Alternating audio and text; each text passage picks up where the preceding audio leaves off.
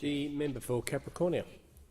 Speaker, this month has been one of great pride for me. Representing the fine people of Capricornia is always a great privilege, and this month has shown me how important this role is. Over the past month, I've had the pleasure of travelling through much of the electorate, travelling the highways and byways, taking in the visual splendour and diversity of this great electorate in the heart of Queensland.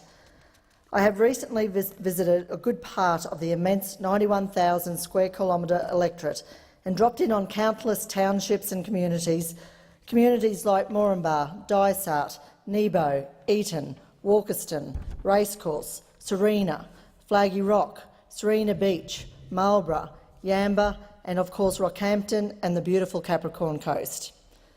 As I travel around the electorate, it is quite clear that after such a bleak couple of years, post-mining boom, green shoots are appearing in the economies around the region. Right across the region, Central Queenslanders are doing what Central Queenslanders do best, getting on with the job. What is also evident is that there is a real role for government to play in delivering infrastructure and reducing red tape so we can continue to see local businesses getting on with it, making money, building their business, employing people. We have had a recent success with the state government finally getting on board with funding for the Rookwood Weir project near Rockhampton. This project, once complete, will allow our local economy to grow to the tune of $1 billion. That's essentially a doubling of Central Queensland agricultural output. I'll let that sink in for a minute. That's right, the beef capital of Australia could become even more beefy.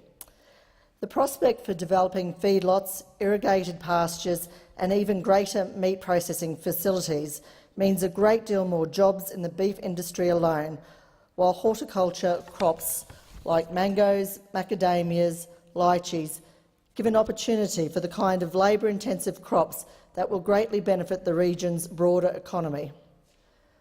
More workers travelling to the region for the different picking seasons will provide the basis for a much-expanded tourism sector, again flowing onto the hotels, motels, restaurants, bars and tour operators of the entire Capricorn Coast region.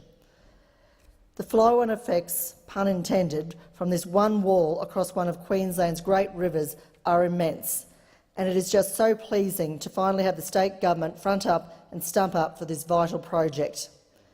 Since May 2016, I have been fighting to get the state government on board, and while I have failed to provide the balance of the funding needed, I am confident in my ability to lobby for the remaining $36 million. At the end of the day, this project is bigger than politics. It's about the people of Central Queensland being given a chance to create something that will serve us for generations to come, providing a corridor of commerce along the lower reaches of the Fitzroy, flowing right into the major centres of Rockhampton and the Capricorn Coast.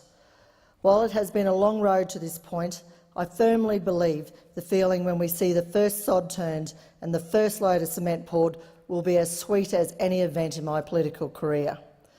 Because that is essentially what it's all about in this game, finding something your community needs and fighting tooth and nail until it becomes a reality.